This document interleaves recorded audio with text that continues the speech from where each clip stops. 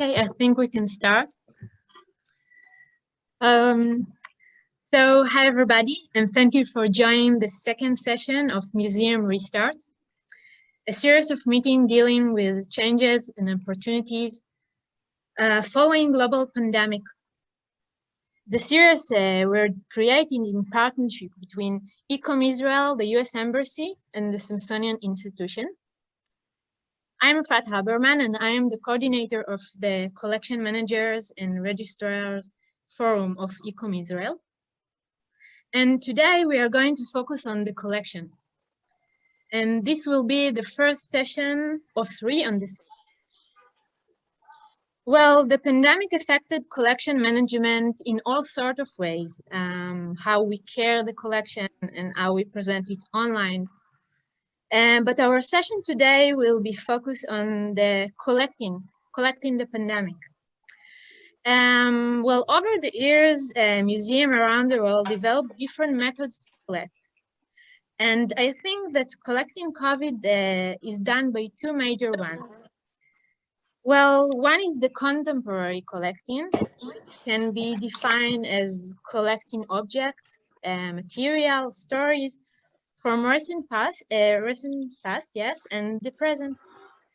And the other one is collecting trauma, which will be mostly in the focus of the second session. So museums started to collect COVID-19 from the beginning of the pandemic. And today we are going to hear Miss Alexandra Lord about the interesting project of collecting COVID artifacts at the Smithsonian. Alexandra Lord is the chair and curator of the Division of Medicine and Science at the Smithsonian National Museum of American History. As a historian, Lord's research interests include public health history, how diseases related to women and children have been understood, and the intersection between culture taboo and medicine. Previously, she was branch chief at the National Park Service, supervising the National Preservation Program, and a historian in the US Public Health Service. Well, during a lecture, you can interrupt and ask questions, and we will have time for discussion at the end. So, Alexandra, thank you again for joining us, and you are most invited.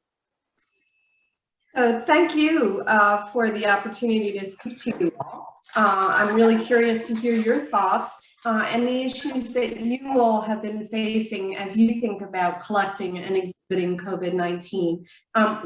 We feel very much in the process of learning how to do this. So I hope we'll have a fruitful discussion with a lot of questions. And I hope you won't hesitate to ask me questions as I'm speaking. What I'm going to do is give a sort of overview of how we have been thinking collecting over the last year and a half.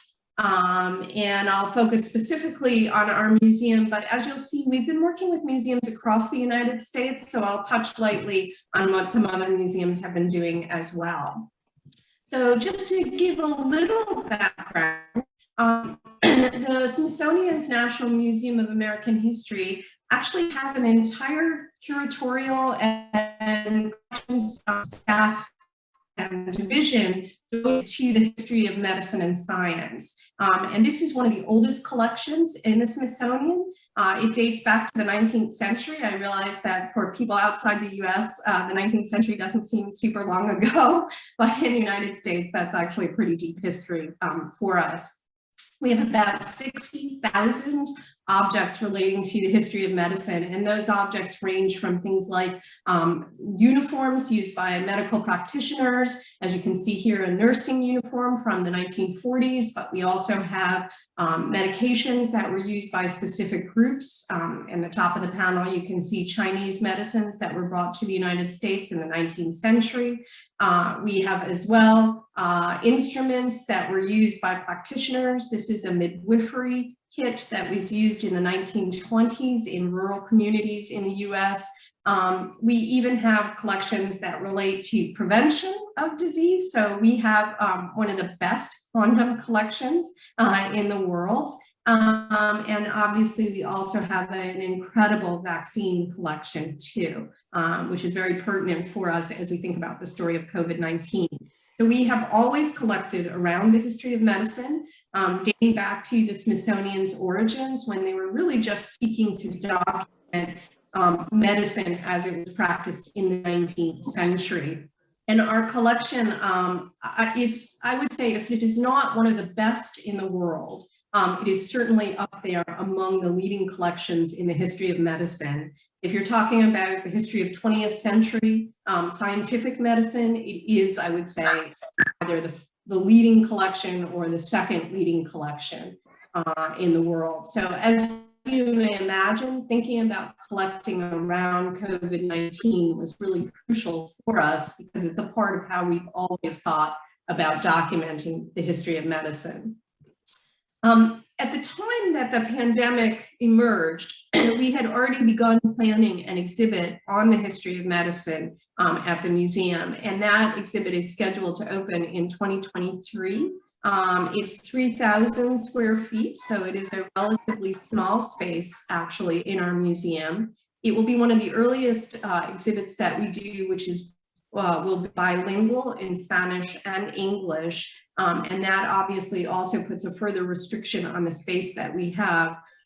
Doing bilingual text is somewhat unusual for us in the United States, but it is something that we are moving toward. So the exhibit is called In Sickness and in Health. And it's relevant to our thinking about our collecting around COVID because obviously, although this exhibit is not about specifically COVID, we do know that we need to tell the story of COVID-19 in this exhibit. So just to give you a quick background on this, this is an exhibit that we're doing which has 5 sections which are chronological and thematic. And in our first section, and this was planned long before the pandemic began, but our first section looks at 3 disease outbreaks in the period before 1860 in the United States, looking in particular and starting with a disease outbreak which impacted Philadelphia, which was at that time the capital of the United States when the United States began as a nation. We're also looking at the standardization of measurement. We look as well at the emergence of modern public health, the rise of technological medicine, and then in our final section, we were looking at, and it had always intended to look at the rise of new diseases. Obviously, with the pandemic, to rethink that section, which was focusing on HIV/AIDS, but also looking at the eradication of smallpox and successful attempts to eradicate measles, mumps, and rubella in the United States. When the pandemic began, we had to restructure that element of the exhibit to include something that deals with COVID-19. And that has influenced to some degree also how we're thinking about collecting around COVID-19. Obviously, we are always collecting not just for exhibits, but for researchers and for the future. But this has a sudden urgency in terms of collecting so that we can tell this story relatively soon in our exhibit. So our museum has always collected around epidemics and pandemics, sometimes though not as effectively as at other times. One of the biggest questions that people constantly asked me over the last year and a half is, well, what do you all have that documents the 1918-1919 influenza pandemic? And the answer actually was nothing. Our museum did not really think about the stories of ordinary people during a pandemic. Interestingly, as we have collected around COVID-19, and as I have explained repeatedly, as have my colleagues to the different media that we've been speaking with, that the museum has not collected around, did not have objects around influenza, many Americans have actually written to us to offer objects that document that history. So collecting around COVID has actually opened up and enabled us to address a huge gap in our collection. But we've also collected around different epidemics and outbreaks in the United States, most dramatically around the polio epidemics of the 1950s. 50s to collect around sort of that great man kind of history. So they collected objects associated with Jonas Salk, but Jonas Salk tested his vaccine on 600,000 American children, and that was the test pool for the testing of the polio vaccine. It's hard to imagine that today, but we have collected objects that relate to and tell the story of those very ordinary children whose parents volunteered them for the vaccine trials. So even though our approach to collecting was very different in the 1950s, we still were able to tell that story of ordinary people during a pandemic. And then, of course, during the HIV/AIDS pandemic, my colleagues and my predecessors began collecting during that pandemic as it emerged in the late 1980s and 1990s. And there they began to document really the stories of ordinary people during that pandemic. And as you can see, here's a pamphlet from the AIDS quilt, which tells the story of just an ordinary American and his experience of the HIV/AIDS pandemic. The museum has also engaged in rapid response collecting as well. So we are able to draw on our history of collecting around other pandemics, but also our more recent history of thinking about how to engage in rapid response collecting. And as you may imagine, this really came to the fore for us on 9/11.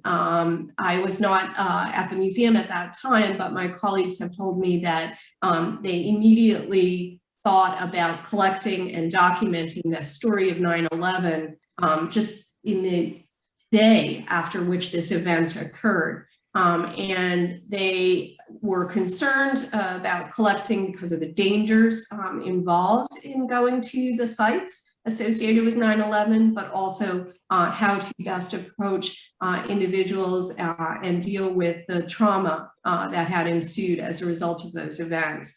So 9/11 was very much a learning curve for the museum in how to think about rapid response collecting. And my colleagues were able to put those lessons to good use in other events which have occurred and led us to engage in rapid response collecting. So for example, around Hurricane Katrina and the breaking of the levees and the destruction that happened in New Orleans. That too was a time when my colleagues stepped forward to collect and document the story.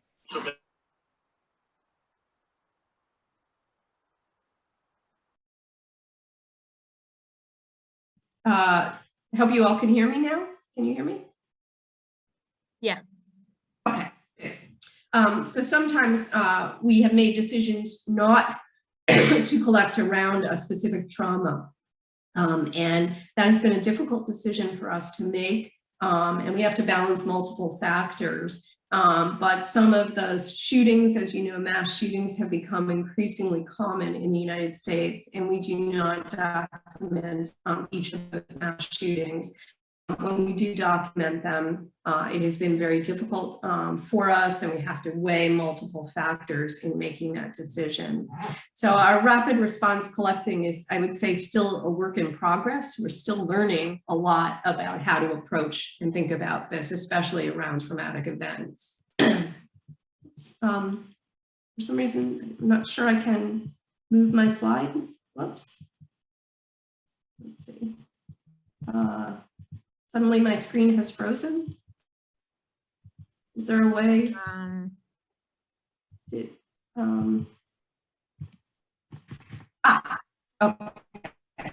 got it. When we began thinking about the pandemic, it was relatively early on. We have, as I said, a division of medicine and science, so curators of medicine and science. We follow public health events and medical events fairly closely because that helps us to collect. So my colleagues and I knew that public health officials have been saying, they've been saying this very loudly since the 1990s, but I would argue they've been saying it since the 1970s, that a pandemic will soon occur. So we have been out and carefully thought about this And that has shaped, our approach to thinking about collecting around Ebola, for example. We have collected around Ebola, although that had a minimal impact in the United States, but we were worried that that might be another pandemic.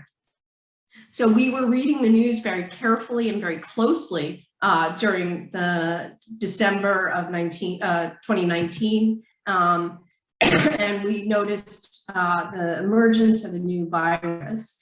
And in January, we began to reach out to public health officials to think about what is this new virus, what will this entail, what should we be thinking about with collecting. So long before the WHO declared a pandemic, long before there was evidence that the pandemic was in the United States, we were already planning how to approach collecting and think about documenting this story. When the Diamond Princess outbreak occurred in February, that was the first time that American citizens were definitely and clearly exposed to COVID-19. So at that time, we reached out to colleagues who worked for the United States Public Health Service, which is the agency tasked with containing and controlling epidemics and pandemics in the United States. At that time, we weren't specifically engaged in collecting, but we did want to start a dialogue, and that's been an ongoing dialogue that we've had since February of 2020. Originally, we met and spoke with the Public Health Service and their officials every 2 weeks, and then it went to every month. Now we talk to them less frequently, but it is an important part of our discussion and how we're thinking about collecting. We want to hear from the experts on the ground as to what is important. At the same time that we were starting to talk to the Public Health Service about what was happening in Japan and with the American citizens who were abroad, the pandemic really exploded in the American Northwest, in Seattle. And that explosion was also tied to the Public Health Service. They went into an assisted living center in Seattle, and so we began speaking with them about documenting that story. And that was very difficult for us because, first of all, they were engaged in caring for patients, but second of all, and I'm sure you are aware of this, the United States can be a fairly litigious society. And so the Public Health Service and the nursing home were especially concerned about speaking with us given fears about lawsuits that might be lodged against them. So that has been something that we have really engaged in a very quiet conversation with these individuals, and we've been careful not to really speak much about this. And there has been just a really sort of casual conversation that we've been having.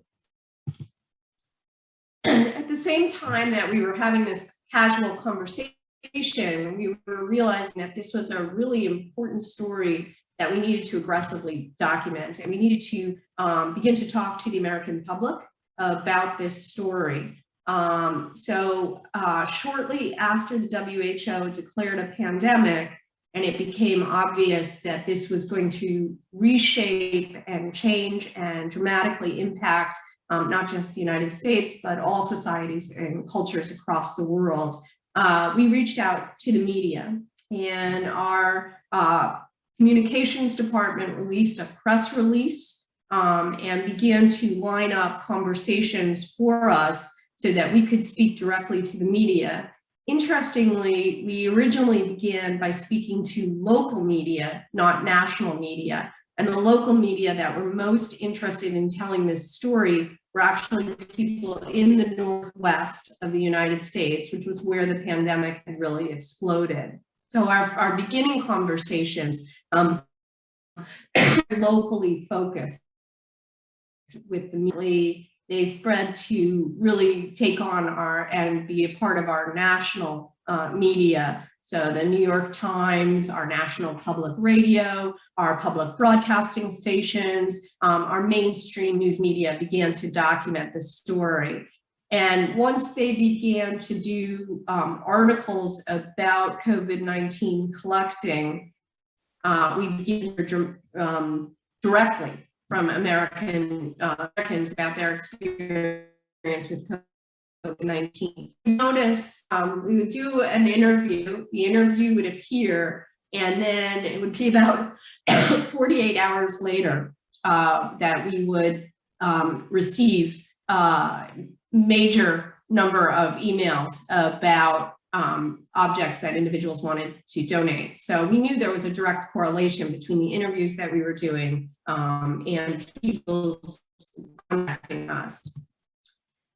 We also reached out to our colleagues across the US. There are about 8 medical museums in the United States, and then there are multiple organizations which document the history of medicine and collect around the history of medicine.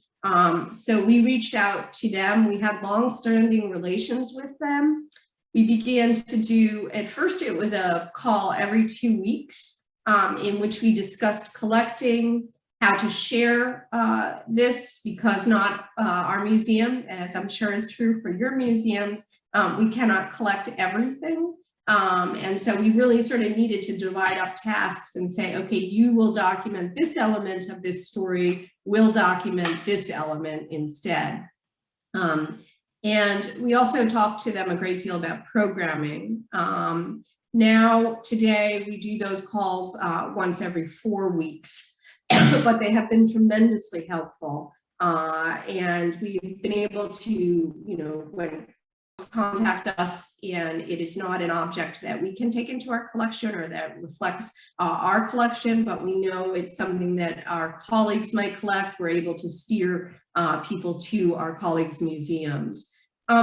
We've also worked as well with local and regional museums. So in the United States, every state has a state historical society or state historical museum. So we've worked with them. We've worked as well with small local museums. Sometimes cities have museums. The New York Historical Society, for example, was also beginning to collect around COVID, especially as COVID was impacting New York City. So having a dialogue with our colleagues across the United States was really key.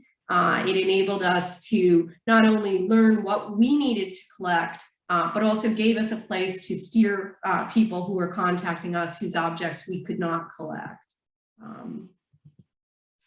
And we began to reach out to our old contacts. By now, my colleagues outside our division of the history of medicine and science were also collecting around COVID-19. So for example, we have a curator of education. She began to reach out to teachers with whom she had worked and school districts with whom she had been working to document this story.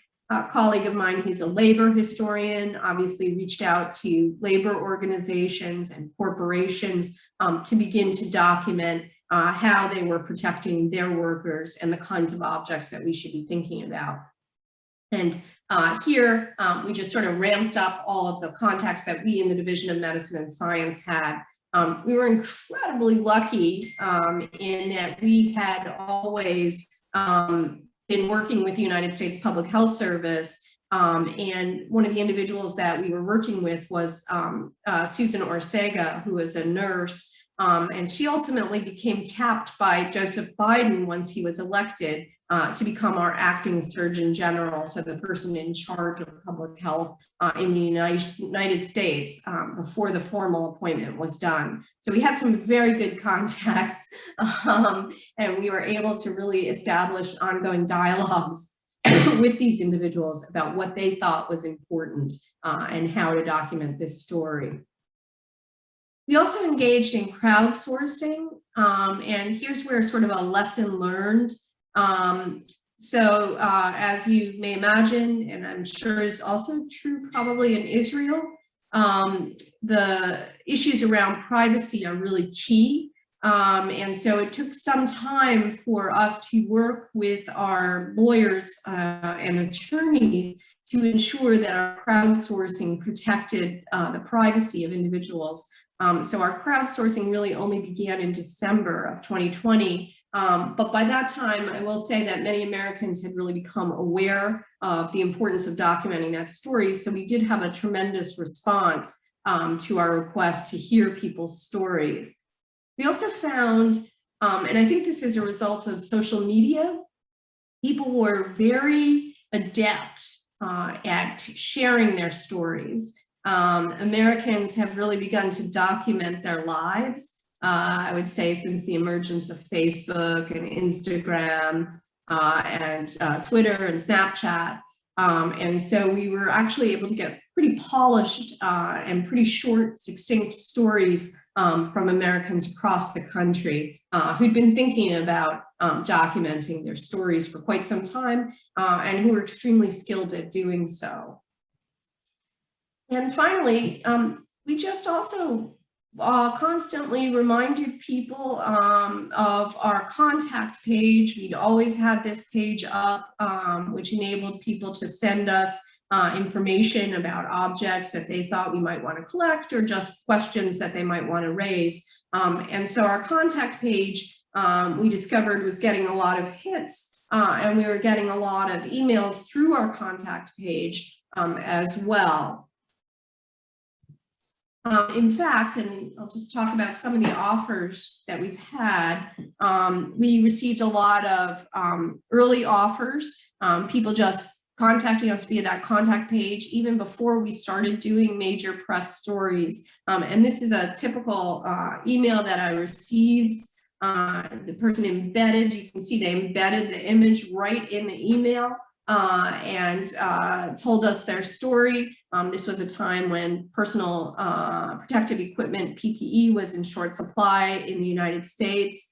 And this was a connection that someone had with factories in China, which assisted them during the early stages of the pandemic.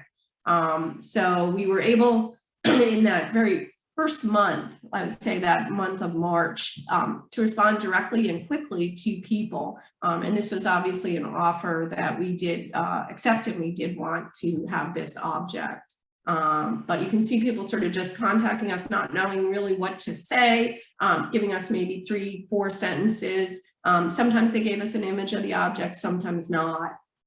And we would have to write back and say, can you give us a little more information? Can you give us an image of the object? And my colleagues and I began to assess, as we always had. We would meet and talk about different offers that we had. So we began in that early stages to really just sort of weigh whether this was an object we should be collecting. And that was really difficult because we really didn't know how the pandemic was going to pan out. So sometimes we felt we were sort of guessing where the story would go. At the same time that we were starting to receive these offers, my supervisor, who oversees all of our curatorial divisions, and I met, and I told him, I think this could be a huge event, and I suspect we are going to receive hundreds and hundreds of offers.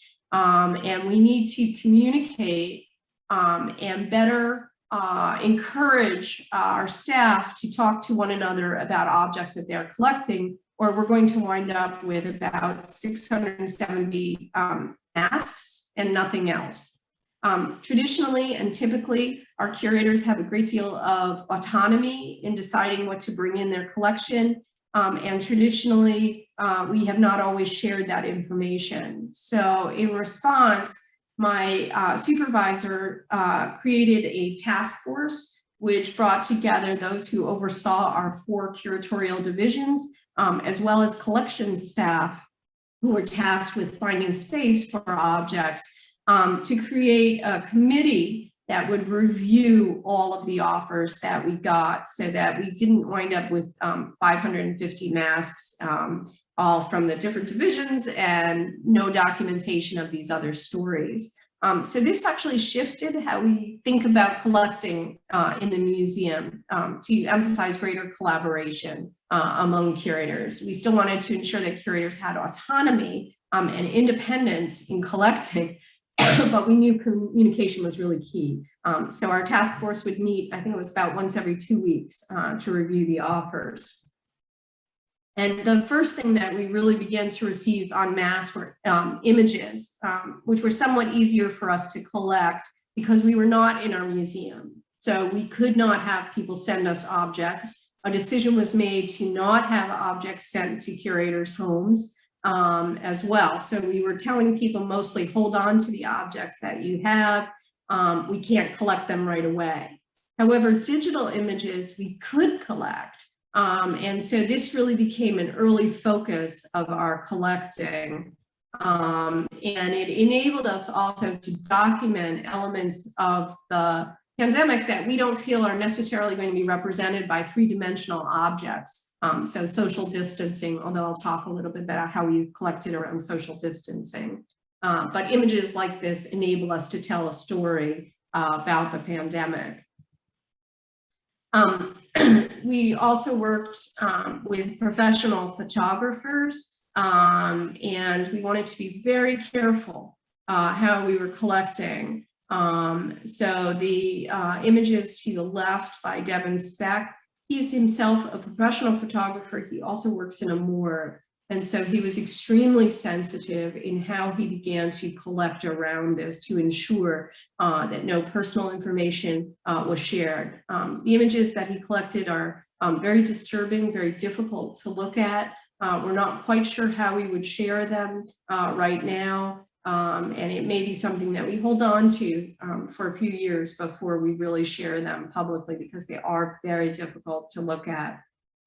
We also wanted to document stories about communities that were adversely impacted by the pandemic. The Navajo Nation, which is a tribal nation in the American Southwest, suffered an incredible amount in the early stages of the pandemic.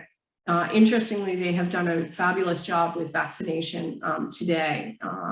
But at the time that we began collecting, this was an extraordinarily difficult and traumatic time for the Navajo Nation. But we also wanted to document the ways in which people celebrated their ethnic heritage and their identification at the same time that they were advocating mask wearing. One of the things that was really important to us in this collecting was to ensure that we also collected images of people who were wearing masks properly. So you can see right here, this young woman is obviously wearing the mask properly. We wanted to be careful about that, especially in the early stages of the pandemic. But we also found that our photographers— Excuse me, we can't see your pictures. You can't see my pictures? No. Okay. I can see it. I think it's okay. The presentation is fine. Yeah, you can go on. Can you see them now? Yeah. Okay. So we wanted to use the images to document a whole bunch of elements of the pandemic. And you can see on the left here, we wanted to sort of document that disposable nature of the mask and the rise in littering as people dropped masks across the US. But we also wanted to show the ways in which the pandemic was shaping protests, especially starting in June with Black Lives Matter, which had always been a protest movement in the United States, but began to reemerge from the pandemic in June. So I love this image of America loving you is complicated at the same time that you see the protester wearing a mask. And we thought that gave real insight into sort of the ordinary, the impact that the pandemic had had on ordinary activities such as protesting, which has a long history in the United States. But when we started to think about three-dimensional objects, the objects that really came to the fore and that our first offers were almost overwhelmingly about were masks. And we realized quickly that we needed to really engage, as I said, in a discussion to ensure that we were documenting this story fully. And you can see here, we thought this was really key because this is something that colleagues in Seattle shared with us, which was this influenza mask from 1918. And as I said, we don't have anything like that in our collection. So we wanted to make sure that we could document and tell that story of masking. We thought a great deal about how to differentiate different mask stories. So a lot of times we would have people just contact us and say, would you like my mask? And since there are over 300 million Americans, we didn't want to wind up with 300 million masks of ordinary Americans. So we began to think about what are the kinds of stories that masks tell, and what kinds of stories do we want to document. So the masks on the left that you see here were actually done by a cooperative, which was coming together to provide masks for communities that were in need. Different philanthropic groups were created across the United States to make masks for different communities. Some of these communities were obviously the communities of in New York City, medical practitioners, the Navajo Nation. So we wanted to document how groups came together via Zoom, created and sewed masks, and then shipped en masse hundreds of masks to these different communities. We also wanted to make sure that we documented the story of children wearing masks as well. So the image to the right is something that a woman made for her children. She actually made masks using children's fabric, and then she created shirts and clothing, little bow tie for her toddler son to wear when he wore the mask. We thought that was really key, sort of how parents were encouraging children to wear masks, which is never an easy thing to do. We also looked at masks that we thought were groundbreaking in how they were used. This is a mask which was intended to be used in the hard of hearing community, where many people lip read. Or use facial expressions when they're using signs. So the ability to see the individual's face was really key. And this used a plexiglass kind of shielding. It was not a prototype that ever really took off in a large way, but we have a lot of failed prototypes in our collection. We also wanted to show how people made masks that were badly done. I always joke that I wanted masks that were not well made because they demonstrated sort of the concerns that people had about how to make a mask. So this mask actually was made from a baseball cap, which was worn at the New Orleans Mardi Gras celebrations in 2020. This is a huge celebration in New Orleans that brings literally over 1 million tourists to New Orleans, and it became a super spreader event. It occurred very early on in the pandemic, and an individual used the baseball cap to make a mask. It's not a super well done mask, but we thought it showed sort of the desperation and ingenuity of individuals in dealing with the pandemic. And of course, we wanted as well to document the famous N95 masks, which suddenly all Americans now knew what this was. We thought it was important to document as well. An N95 is a United States FDA approved mask, but we wanted to document the KN95, which was used in Asia, and also the FFP2, which is used in Europe. We did that by reaching out to US Embassy staff and collecting masks that were worn by US Embassy staff. We also thought it was really important very early on to think about documenting social distancing. As I said, we were documenting it originally with photographs, but ultimately we also came to realize that signs were really important in helping to maintain social distance. Sometimes we had people, this isn't something that we were encouraging, but we did have people sometimes send us material directly at the museum. We had a skeleton staff that occasionally would go in, so they were able to retrieve some of these objects from the mail. And this is, these are signs that were used in Philadelphia, which were encouraging social distancing, especially on public transportation.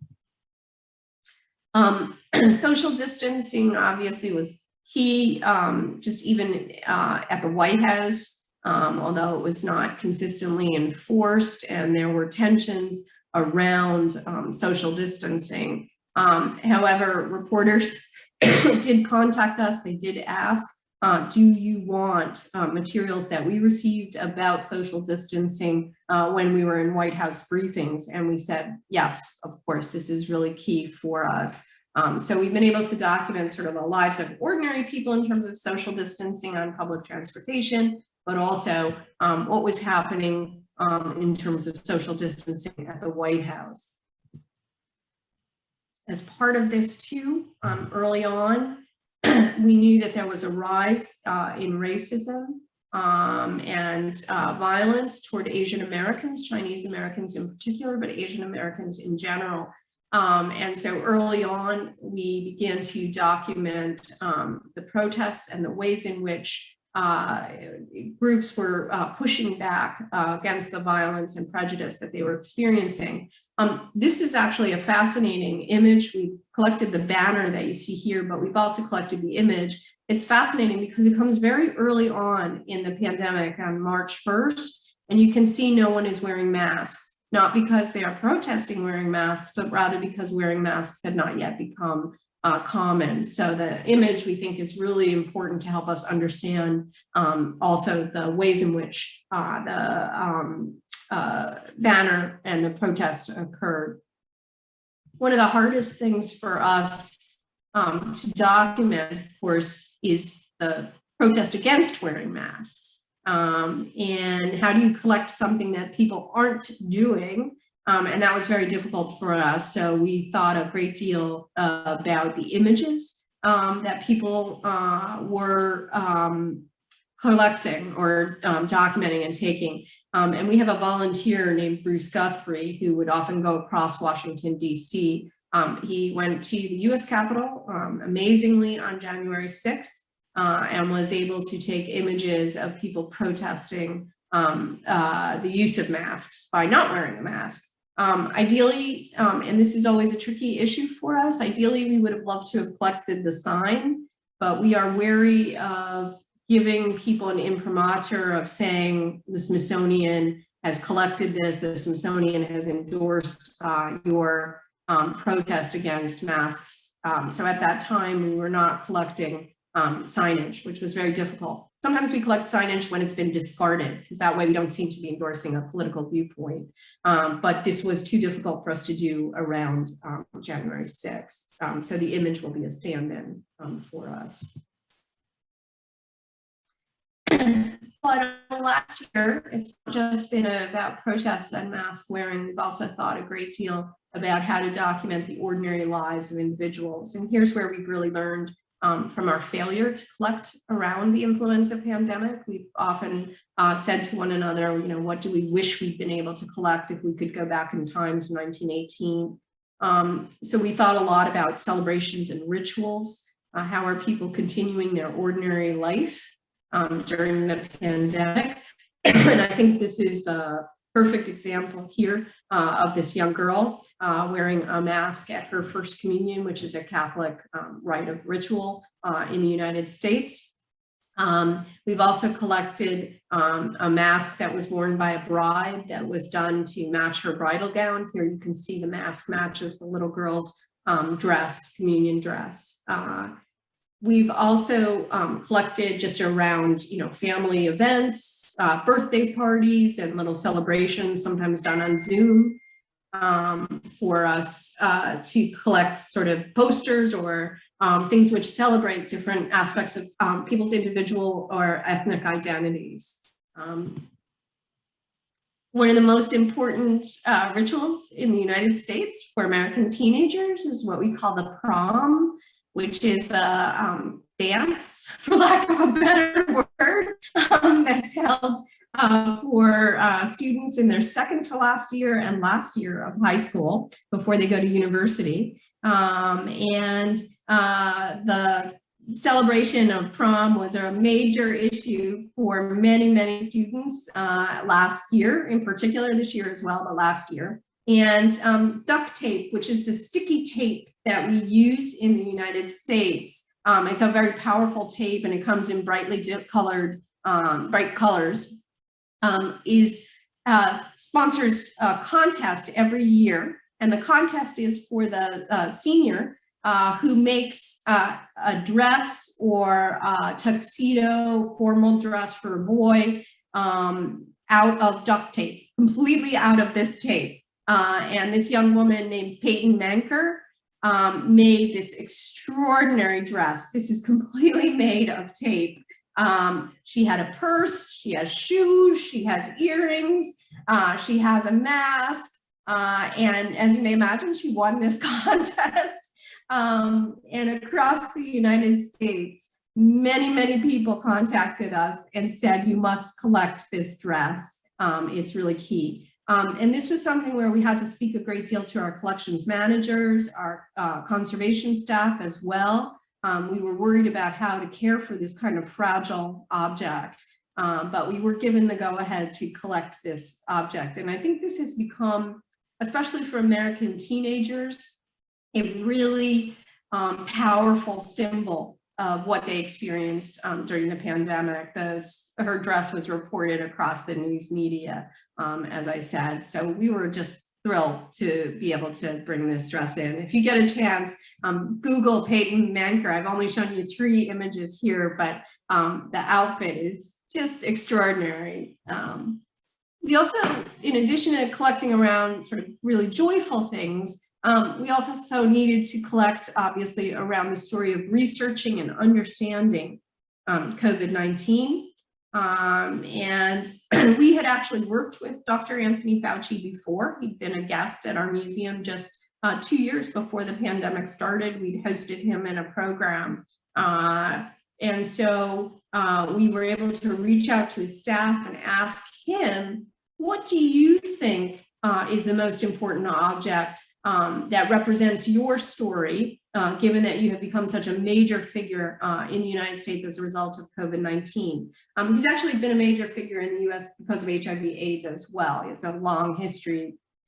So we are currently engaged in a long conversation with him about documenting that story as well. But we were able to collect his COVID-19 model. This is a 3D printed model that he used when providing people in the White House with information about COVID-19. That's a very familiar image, I think, to many Americans. We liked that he chose this object as opposed to our curators. We felt it really helped to document his story. We also were documenting prototypes for coronavirus testing, which was key as well. And this was, again, a part of an ongoing conversation that we had been having because this is the individual slab who is associated with the development of CRISPR. So this was, again, something that was a conversation that has multiple facets. It's not just COVID related. Most importantly, we also wanted to document the first vaccination. And here's where we knew we wanted to document this story. We didn't know how this was going to unfold. In fact, nobody knew who the first individual would be. It was somewhat, not completely, but somewhat random and unclear right up to that day of that first vaccination as to which American would be the first to receive the vaccine. Northwell Health is a healthcare system that is in the American Northeast, predominantly located around the New York City metropolitan area. And Sandra Lindsay is a nurse who was chosen to be the first American vaccinated. And she specifically said that she wanted to be vaccinated because there were concerns that people in the African American community and communities of color were concerned about the vaccine. So she wanted to demonstrate the safety and efficacy of the vaccine. So a very powerful message that she was sending. We were extremely fortunate in that the individuals associated with this vaccine, we had begun to think about how do we reach out to Northwell Health. We've begun to sort of say, who's there? Who should we call? How do we get this vaccine? They actually sent us a message via our general inbox. They went to our contact page and said, would you like this object? And what was tricky for us was that after they sent that message, there was a storm in New York City, and so many of the people walked away from their phones and computers. So there was about a 36-hour period where we could not get in touch with them, and we were tracking them in every way we could. Ultimately, we did engage in a conversation with them. They agreed to give us the objects. And those objects included, obviously, the vial that was used to vaccinate Miss Lindsay and others at Northwell. The shipping instructions even we wanted to collect because this was the Pfizer vaccine, which needs to be refrigerated at an extraordinarily low temperature. Here you can see my colleague who's with the shipping container and had a special shipping container. So we wanted the vaccine, the shipping container, the shipping instructions. We wanted Miss Lindsay's vaccination card as well. This is the first vaccination card that was given in the United States. And we wanted Miss Lindsay's scrubs, her uniform. We wanted her badge as well. We wanted what she was wearing when she was vaccinated. We've also done since then an oral history with Miss Lindsay. We received funding to do this. And we have discovered that she wore a pair of shoes that were falling apart because she was on her feet so much during the COVID-19 pandemic. So just recently, we have decided to bring in her shoes as well. And this week, Miss Lindsay, who was an immigrant herself from Jamaica, was naturalized by President Biden, who mentioned our collecting, which we think is great because it raises the profile of what we've been doing, and we hope it will encourage others to contact us. Obviously, Ms. Lindsay's vaccination is really just the first step.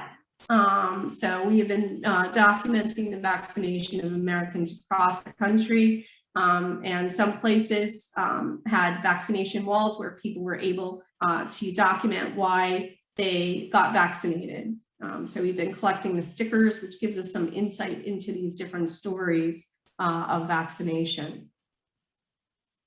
Finally, one of the hardest things for us to collect has been the issue about commemoration. How do we remember the dead? In the United States, the numbers of the dead are, it's very difficult for us to know, but at the low end, over 600,000 Americans lost their lives. Some public health agencies have said it's actually about 900,000 Americans.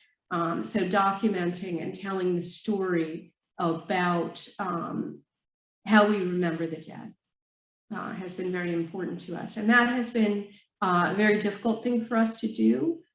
We have heard from individuals who've lost family members, and we've worked very closely with them to shield and protect them and their privacy. But we've also thought about how artists are commemorating this. So a more emotionally distant, to be honest, approach to commemorating those who've been lost to the pandemic. Still, this has been a very difficult thing for us to do, and we've really had to draw on the lessons that we've learned during the 9/11, during HIV/AIDS as well, and so many people lost loved ones and family members.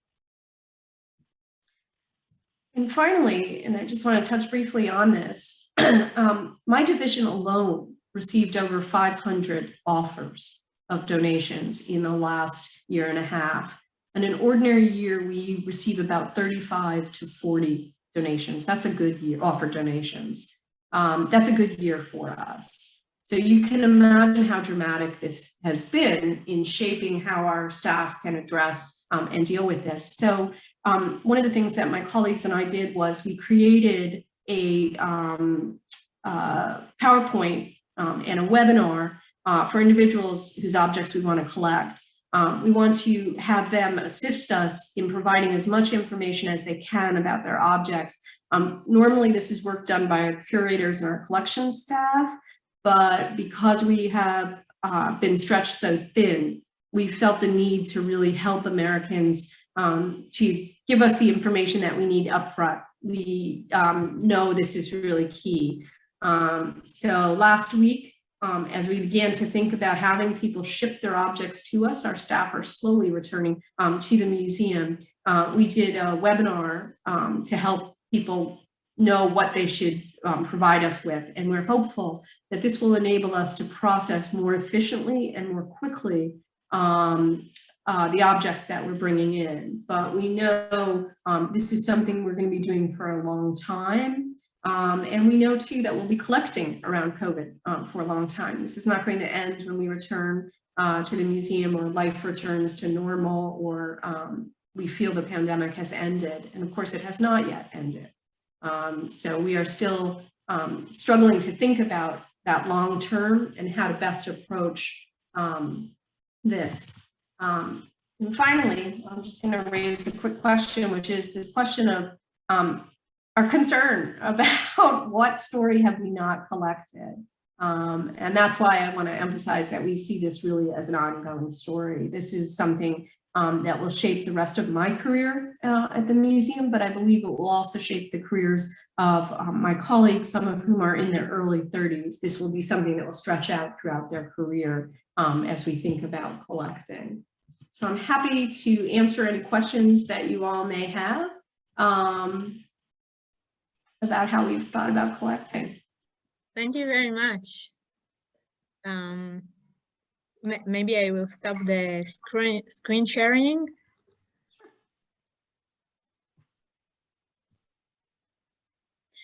So thank you very much, Alexandra. It was very fascinating, and I think we all learned a lot. I have two questions. Well, was the way you collect COVID-19 is similar to the way you usually collect? And do you cooperate with other similar museums? Do you have other projects in the past? Did you have other cooperation with the museum? Because you mentioned before in the beginning that you connected with other museum and you separate the collecting. Sure. So your first sort of question about how collecting has been normal and different. I think the biggest issue that we have faced has really been our staff are not in the museum. And so we have worried a great deal about the fact that we can't meet with people who want to give us objects. They can't send us the objects. So in many ways, it has been quite different how we collect. We've had to engage in a longer conversation. We are more dependent on people's ability to store and care for objects while we wait for them to be able to send them to our museum. Definitely something also that's new is our requesting that people assist us by giving us preliminary information on the object. Normally we don't ask for that. We do the documentation ourselves, but now we're really dependent on the donor. And I think this actually could be a good move for us in the future, because like all institutions, we don't have enough staff. So the more we can lift the burden of the work that they have to do, the better. In terms of relationships with other museums, we've long had relationships with other museums and institutions. The Smithsonian has a program called the Smithsonian Affiliates, which partners with local museums across the country. There are about 200 local museums. So we use that as a starting point. But in our division of medicine and science, partly because it's a small field, the history of medicine, we have tended to know our colleagues at other institutions. And even before the pandemic emerged, we had done a conference at our museum in 2018 or 2019, I can't remember which, but we've done a conference that brought together people who worked at history of medicine museums or sites to talk about this. So when the pandemic started, we already had this fabulous dialogue that we had begun a few years earlier. And that really helped us in our conversations.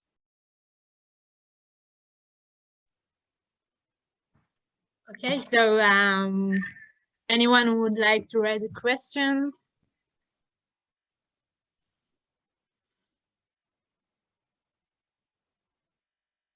No.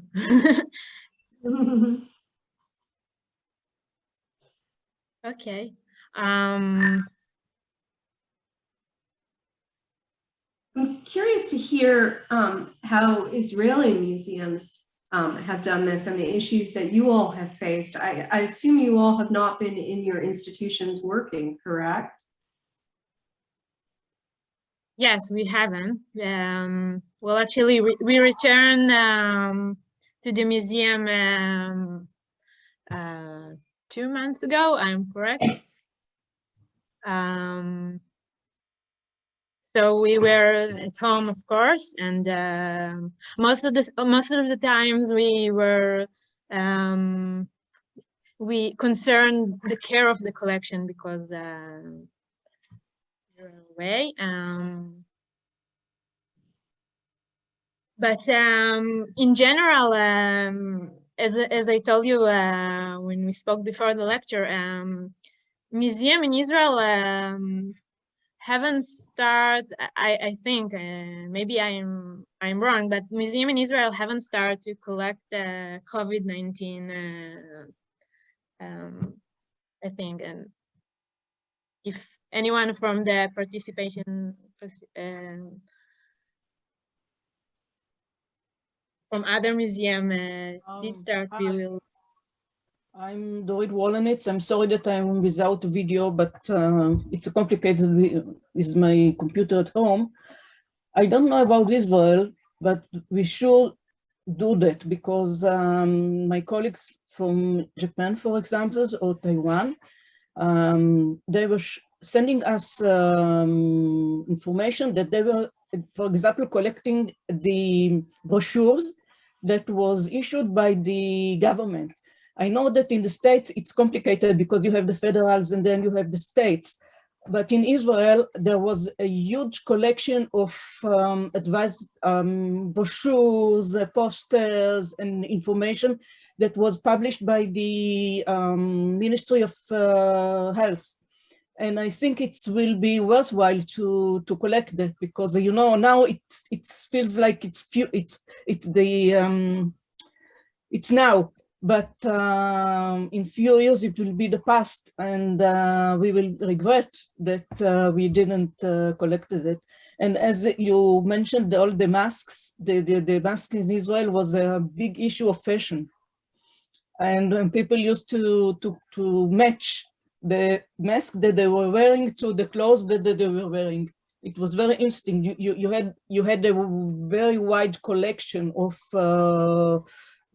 masks, and this is also something that I think should be. I wonder about your lecture that most of the artifacts that most of the things that you collected was documents and photos. Very few things were artifacts. Is there any reason why isn't it artifacts? Is there any difficulty, or you think it's not? I don't know. Right. So to some degree, my museum is wary of sharing things that we have not yet signed deeds of gift for. So to some degree, I've been hesitant to share objects that we have already identified and will be bringing into our collection, just because they're wary of our sharing this information before documents are signed. But yes, first of all, I'd say absolutely at the beginning of the pandemic, it was almost all brochures and images with masks in there.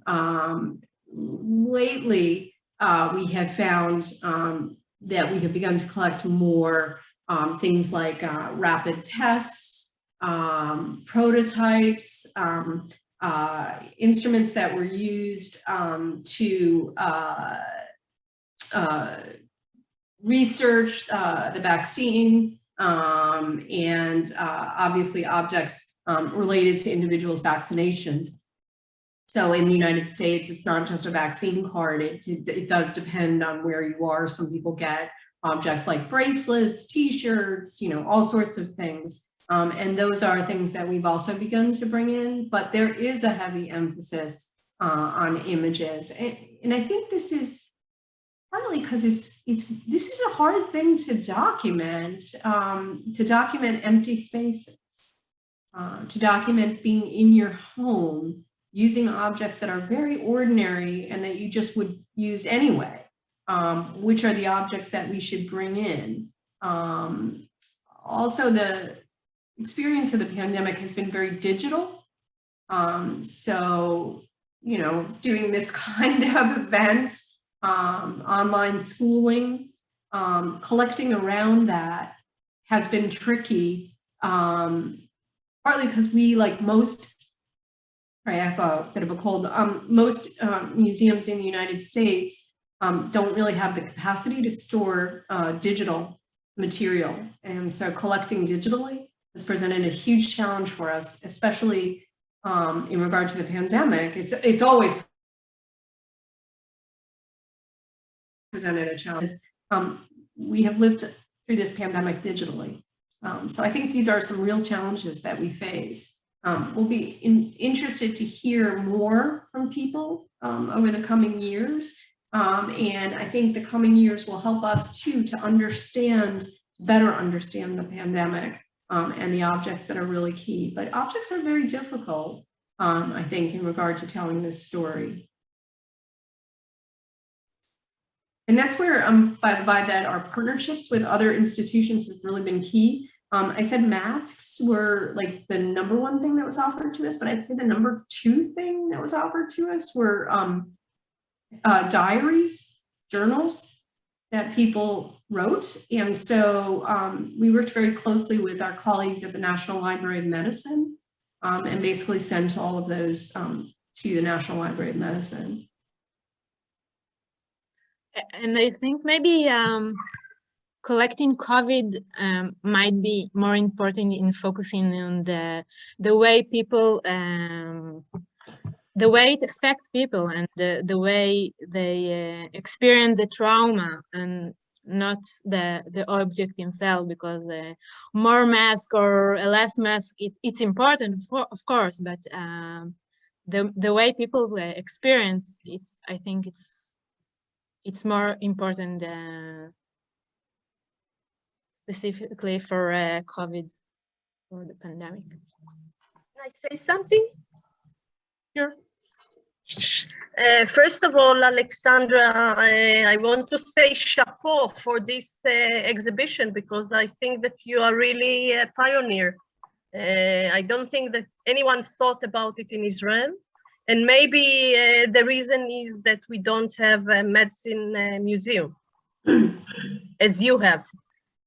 So probably this is the problem, but I'm not sure. I think that to deal with the present and the contemporary at the real time, it's really challenging and it's important. And as Dorit Volin said, the present will be soon the past. And if we don't do it now, it will dissolve. So I think that you are really doing a pioneer and important project, and maybe we can take the idea here somewhere in Israel. And I think it's fascinating. Yeah, I think just about the sort of non-medical museums, I think that we have been greatly helped by the fact that we have this strong collection. We have multiple museums in Ohio and Pennsylvania that just deal with the history of medicine, Massachusetts. So it says something. It says something about the initiative to do it and to really get into this subject. Yep. Which here we don't have the opportunities. Yeah, and it's not even just that we have multiple places where we can tell this story or have been telling this story. It means too that we're always engaged in a conversation with our colleagues. So even if my colleagues and I had been unaware of the impact that COVID-19 was having, I think other colleagues would have said, hello, you need to start telling this story. So, having a community of medical historians in the United States who work in museums, helpful. it really raises more general and theoretical question about the contemporary, but this is for another meeting, not for now. So really, thank you very much for the ideas and the lecture, Alexandra.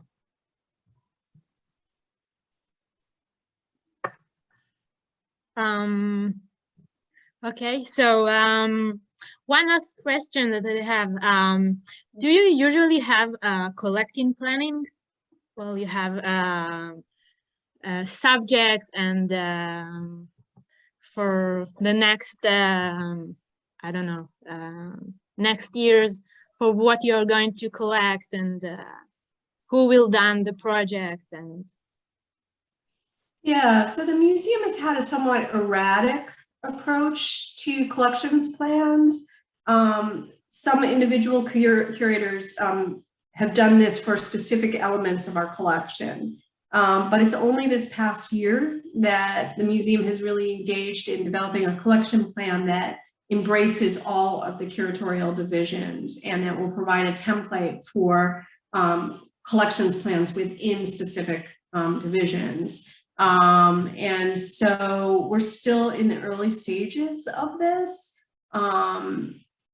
It would have helped a fair amount, although we feel so much was unprecedented in terms of COVID-19. I don't think it would have been an absolute solution if we'd had a really good, strong collections plan in place. I still think we would have confronted major questions and issues.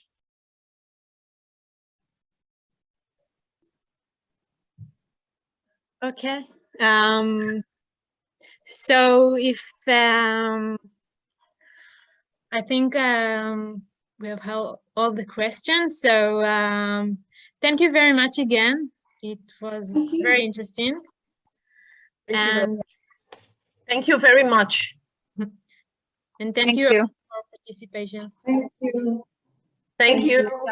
Bye-bye. Bye-bye. Have a nice day. You too. All right. Thank you. Bye. Thank you. Bye-bye.